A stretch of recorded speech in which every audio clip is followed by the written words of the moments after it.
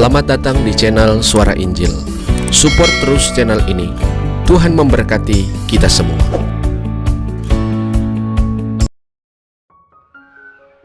Bapak, Ibu, Saudara-saudara yang diberkati dan dikasihi Tuhan, sebelum kita akan bersama-sama merenungkan bagian firman Tuhan dalam Lukas pasal 17, ayat 11 sampai ayat 19, mari kita berdoa.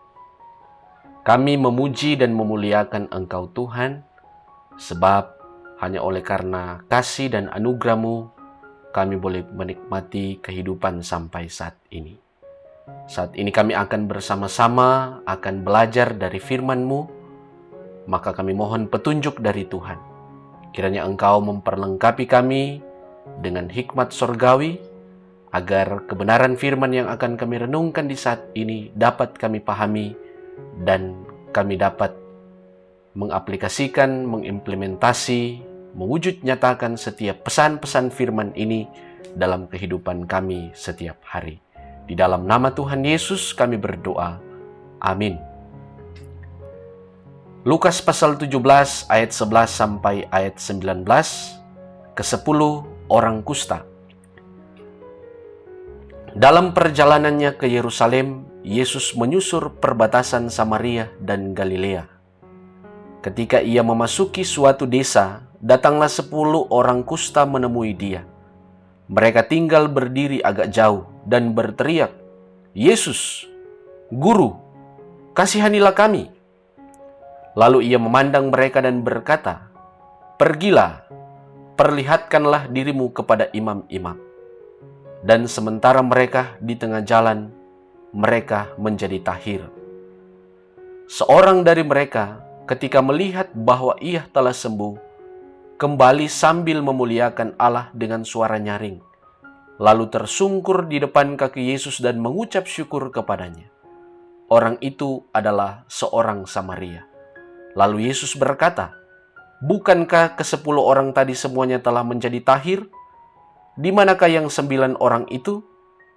Tidakkah ada di antara mereka yang kembali untuk memuliakan Allah selain daripada orang asing ini?" Lalu ia berkata kepada orang itu, "Berdirilah dan pergilah. Imanmu telah menyelamatkan engkau." Saudara kekasih dalam Tuhan kita Yesus Kristus, setiap orang pasti tahu apa itu mengucap syukur. Setiap orang juga punya alasan masing-masing untuk mengucap syukur. Umumnya orang mengucap syukur harus ada reason atau alasan yang jelas. Misalnya di tempat kerja ia dapat promosi, kenaikan pangkat, seorang petani panen hasil pertanian, seorang siswa atau mahasiswa lulus dari ujian, usaha berhasil, sembuh dari sakit yang parah sudah sekian lama, dan masih banyak lagi alasan-alasan yang lain seseorang untuk mengucap syukur. Namun, tidak bisa kita sangkal bahwa ada orang yang setelah ia memperoleh apa yang ia perlukan, ia telah berhasil dan menuai berkat dari Tuhan, ia lupa untuk berterima kasih atau mengucap syukur kepada Tuhan. Jangankan Tuhan, kepada orang lain yang telah membantunya, ia lupa untuk berterima kasih, apalagi kepada Tuhan. Tentu sikap ini sungguh sangat ironis. Untuk memahami lebih dalam tentang hal mengucap syukur, mari bersama-sama kita pelajari satu bagian Alkitab dalam Lukas pasal 17 ayat 11 sampai ayat 19. Bagian ini mengisahkan 10 orang sakit kusta yang berharap beroleh kesembuhan. Diceritakan saat Yesus sedang dalam perjalanan ke Yerusalem, ia melewati perbatasan Samaria dan Galilea. Saat mereka tahu Yesus ada di suatu desa, 10 orang kusta ini datang untuk meminta kesembuhan. Mereka berdiri dari jauh dan berteriak, "Yesus, Guru, kasihanilah kami." Saudara-saudara, karena penyakit kusta, mereka diharuskan untuk jangan mendekat dengan orang lain. Mereka juga diharuskan untuk berteriak, "Najis, najis," agar orang lain dapat mengetahui keberadaan mereka dan orang lain bisa segera menjauh dari mereka. Penyakit kusta baik dalam PL dan PB dianggap sebagai akibat dari dosa. Makanya orang yang mengidap penyakit ini telah dianggap sebagai orang yang najis. Maka dengan demikian, kita bisa memahami bahwa kondisi 10 orang yang sakit kusta ini, mereka dikucilkan, dijauhi, diasingkan. Bukan hanya dalam keluarga, tetapi pun dalam komunitas mereka. Jelas keadaan ini membuat mereka menjadi begitu menderita dan sengsara. Dan dengan keadaan ini juga, mereka sangat merindukan pemulihan dan kesembuhan. Rupa-rupanya mereka telah mendengar tentang Yesus dan kuasa penyembuhannya. Sehingga mereka datang menemui Yesus. Dengan menjaga jarak, mereka berteriak, "Yesus, kasihanilah kami." Mendengar teriakan mereka, Yesus pun memandang mereka. Memandang bisa berarti menatap, memperhatikan, mengamati. Yesus melihat kondisi mereka. Yesus melihat wajah lesu dan tak berdaya. Maka Yesus menyuruh mereka, "Pergilah, perlihatkan dirimu kepada imam-imam." Mengapa kepada imam? Karena di konteks itu, hanya imamlah yang punya wewenang untuk dapat menentukan seorang kusta sudah sembuh atau belum. Sudah bisa kembali bergabung dengan keluarga dan komunitas dalam masyarakat mereka atau belum. Maka mendengar perintah itu, mereka pun langsung pergi. Mereka tidak komplain.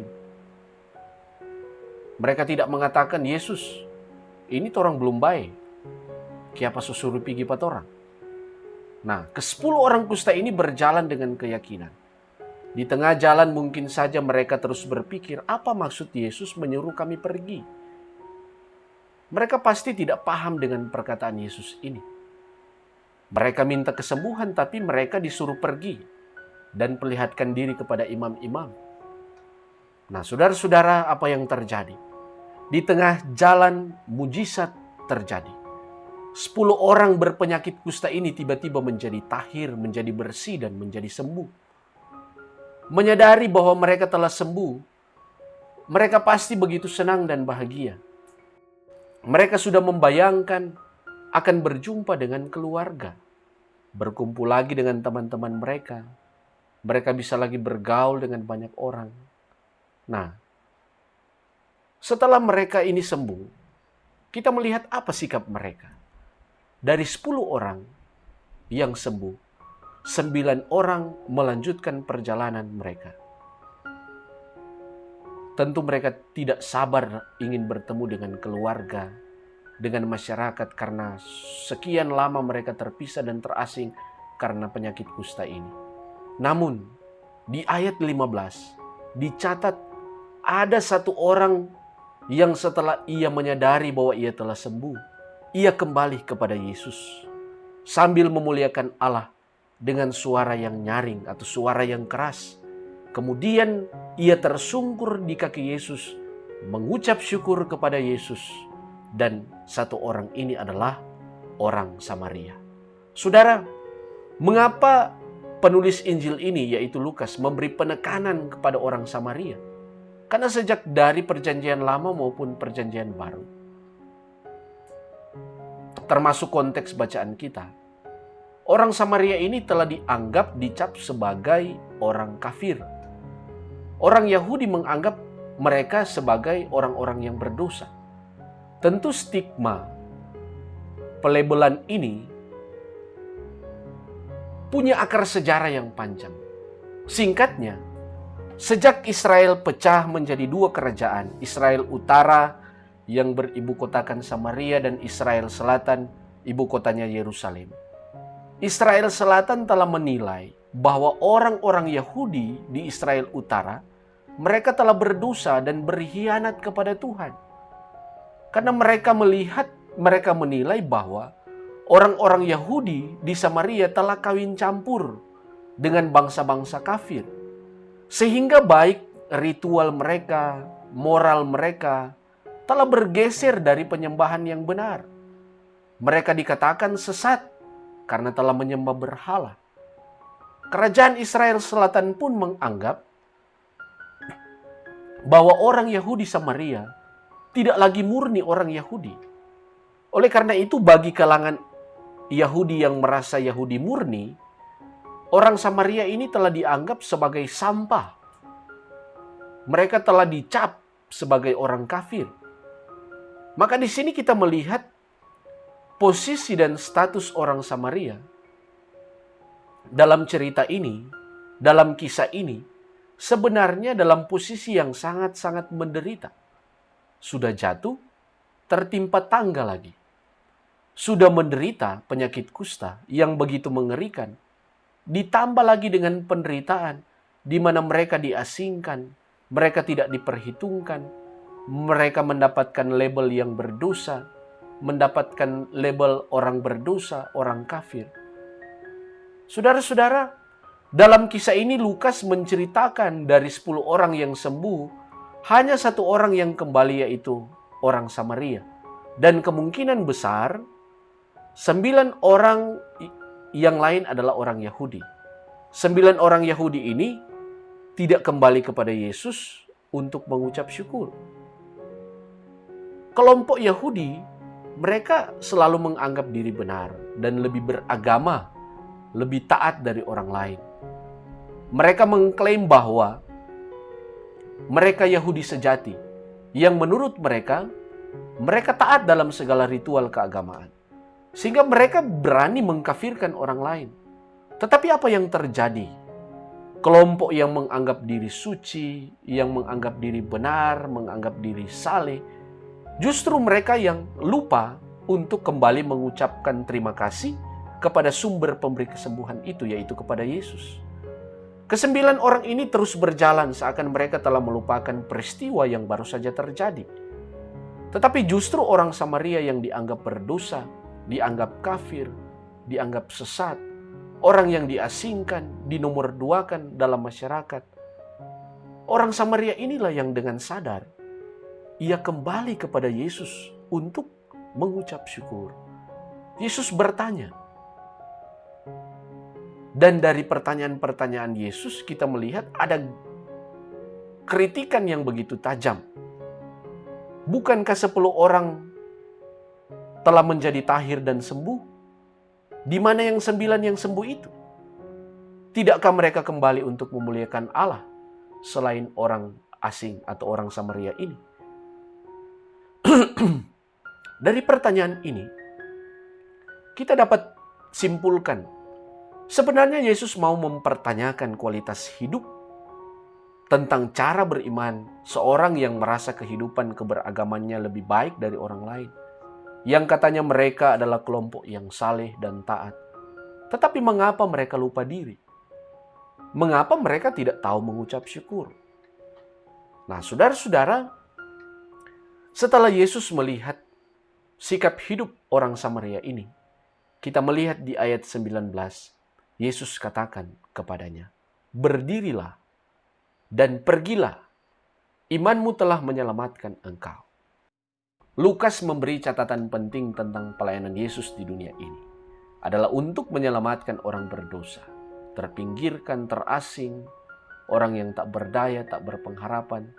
Tentu keselamatan ini diberikan kepada setiap orang yang siap dan bersedia untuk menerima keselamatan ini. Kisah Yesus menyembuhkan 10 orang kusta jelas adalah bagian dari karya keselamatan Yesus. Dan sikap syukur yang ditunjukkan oleh orang Samaria ini merupakan sebuah manifestasi atau perwujudan dari iman yang sungguh kepada Tuhan. Martin Luther pernah ditanya, apa yang paling penting dalam kehidupan gereja, kehidupan etika, ritual? Luther menjawab yang penting adalah di mana satu orang yang setelah disembuhkan, ia sadar dan kembali kepada Yesus untuk bersyukur dan menyembahnya. Sikap seperti ini yang penting dalam kehidupan bergereja, di mana kita tidak hanya fokus pada ritual saja, Tetapi kita juga perlu untuk menumbuh kembangkan jemaat dengan memiliki cara pola hidup yang mau mengucap syukur kepada Tuhan. Ritual selalu berbicara tentang apa yang kelihatan, apa yang tampak dengan mata. Sehingga hal-hal yang seperti ini seringkali membuat seseorang telah menganggap diri lebih benar, lebih suci dari orang lain. Dengan ritualnya, ia pergi ke ibadah, ia berdoa di depan banyak orang, membuat seseorang seolah-olah telah memastikan bahwa ia saleh, ia taat, dan ia berkenan kepada Tuhan. Tetapi saudara, hal-hal yang demikian, baik tentang ritual, ini belumlah cukup untuk memastikan seseorang itu imannya sungguh-sungguh atau tidak. Buktinya ke-9 orang yang sembuh, yang kemungkinan orang Yahudi itu, jelas mereka bertumbuh dan hidup di lingkungan Yahudi. Seperti kita tahu bagaimana orang Yahudi, mereka begitu ketat dalam mempertahankan tradisi-tradisi keagamaan. Tetapi mereka tidak tahu mengucap syukur kepada Tuhan atas kesembuhan yang mereka boleh terima. Maka mengacu pada bacaan Lukas 17 ayat 11-19 ini, Gemi mengangkat tema mingguan, kesadaran mengucap syukur dan memuliakan Allah. Itu artinya, ada orang yang entah karena lupa, tidak sadar, atau dengan sengaja tidak mengucap syukur. Padahal mengucap syukur adalah salah satu tindakan iman kita kepada Tuhan. Maka melalui bagian firman ini ada beberapa poin penting yang dapat kita maknai. Yang pertama, iman yang benar mendatangkan kesembuhan. Orang Samaria ini begitu yakin bahwa Yesus punya kuasa untuk menyembuhkan. Imannya telah mendatangkan kesembuhan baginya. Dengan iman, kita juga dapat memahami bahwa setiap perkataan Yesus tentu memiliki kuasa atau berisi kuasa yang besar untuk menyembuhkan baik sakit kita ataupun pergumulan kita. Kasih karunia dan anugerah Allah begitu terbuka bagi setiap manusia, siapapun dia, dari latar belakang apapun. Dan tentu bagi setiap orang yang mau menerima kasih karunia Allah ini. Tuhan Yesus bersedia mendengar teriakan kita meminta tolong. Begitu banyak pergumulan kita. Masalah keluarga tak kunjung selesai. Orang lain mengecewakan, mengkhianati kita. Ekonomi keluarga kita merosot. Maka di titik paling lemah kita datang memohon, bersujud padanya. Kita berseru, Tuhan, kasihani kami. Maka ia akan memandang kita dengan tatapan penuh kasih. Dengan kuasanya, otoritasnya, kita senantiasa beroleh apa yang kita harapkan. Kita juga diajak untuk tunduk pada kehendak Tuhan. Entah kapan Tuhan akan menjawab peratapan dan pergumulan kita. Cepat atau lambat, dengan iman kita, kita tetap setia, bersabar menanti pertolongan Tuhan. Poin yang kedua, pelayanan Yesus itu bersifat holistik atau menyeluruh. Lukas memberi penekanan tentang sasaran pelayanan Yesus adalah kepada orang-orang yang terasing dan terpinggirkan. Bacaan kita, selain bicara tentang kuasa Yesus yang menyembuhkan 10 orang kusta, Lukas juga memberi pesan penting tentang kepedulian Yesus kepada orang Samaria. Di bagian yang lain, Alkitab juga mencatat di mana Yesus pernah memuji orang Samaria karena kepeduliannya terhadap orang lain, yang memandang orang lain sebagai sesama manusia. Di bagian ini juga Yesus kembali menyoroti sikap dari seorang Samaria yang tersisih di tengah masyarakat. Jadi pelayanan Yesus ini bersifat luas, bersifat umum. Pelayanannya melewati batas-batas sosial, karena ia datang membawa misi Allah, menyelamatkan semua manusia yang berdosa. Sebagai gereja, kita pun punya tugas untuk memperhatikan orang-orang yang terpinggirkan di tengah masyarakat. Gereja harus selalu hadir. Gereja harus selalu mencari yang tersisih, mencari mereka yang lemah. Itu tugas gereja. Bukan hanya pada penekanan soal ritual, tetapi bagaimana mencari yang hilang dan mengangkat harkat martabat yang lemah. melayani dengan penuh kasih. Dan poin yang ketiga, mengucap syukur kepada Sang Pemberi berkat. Saudara-saudara, dari 10 orang yang disembuhkan, hanya satu yang kembali. Hanya satu yang sungguh-sungguh sadar dan mengucap syukur, yaitu orang Samaria.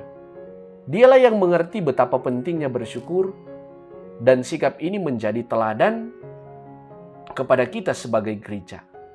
Iman tidak lengkap, tidak komplit tanpa mengucap syukur. Kisah 9 orang yang tidak tahu mengucap syukur adalah gambaran sebagian orang Kristen masa kini. Hanya tahu menerima segala sesuatu yang baik dari Tuhan. Tapi setelah dia memperolehnya, dia acuh tak acuh, tak tahu berterima kasih atas segala berkat yang dia boleh terima. Menyebut diri Kristen belum bisa memastikan iman kita berkualitas. Label Kristen tidak menjamin kita menjadi pribadi yang mampu mengucap syukur. Banyak contoh kasus. Di saat susah, di saat sakit, ada dalam pergumulan, kita begitu ngotot meminta supaya Tuhan mengasihani kita. Nah, di saat Yesus sudah menyatakan kasih-Nya bagi kita, di saat kita sembuh dari sakit, kita bebas dari masalah ekonomi, di saat kita lepas dari masalah keluarga, kita menjadi orang yang lupa diri, tidak tahu berterima kasih kepada Tuhan. Ada satu fenomena orang Kristen masa kini. Ini adalah contoh yang dekat dengan kita. Manakala ada seseorang ada dalam pergumulan mencari pekerjaan, ia tak henti-hentinya berseru kepada Tuhan. Ia berpuasa, siang malam ia berdoa, memohon supaya Tuhan boleh buka jalan supaya dapat pekerjaan. Kalau sudah dapat pekerjaan, sebagai bentuk syukur, saya akan setia, saya akan bersekutu dalam ibadah-ibadah. Nah, giliran sudah dapat pekerjaan, ia melanggar komitmen yang ia buat sendiri dengan Tuhan. Serta ditanya, kenapa tidak dapat lihat di ibadah? Ya, tidak ada waktu kuat. Aduh, sibuk di tempat kerja. Padahal setelah ditelusuri, bukan alasan itu. Tetapi karena ia memang tak merindukan ada dalam persekutuan bersama dengan Tuhan. Ia lupa untuk mengucap syukur. Karena ia tidak dekat, ia tidak memahami Tuhan. Ia tidak sadar bahwa Tuhanlah yang membawanya boleh menikmati berkat dari pekerjaan itu. Saudara-saudara, terima kasih atau ucapan syukur kepada Tuhan adalah wujud iman kita. Karena mengucap syukur adalah bentuk pengakuan kita bahwa Tuhan itu berkuasa dan Tuhan itu maha baik. Maka jangan kita menjadi sama dengan 9 orang Yahudi yang di saat sembuh mereka melupakan kebaikan Tuhan. Orientasi mereka hanyalah kesembuhan. Orientasi mereka hanyalah diri mereka sendiri.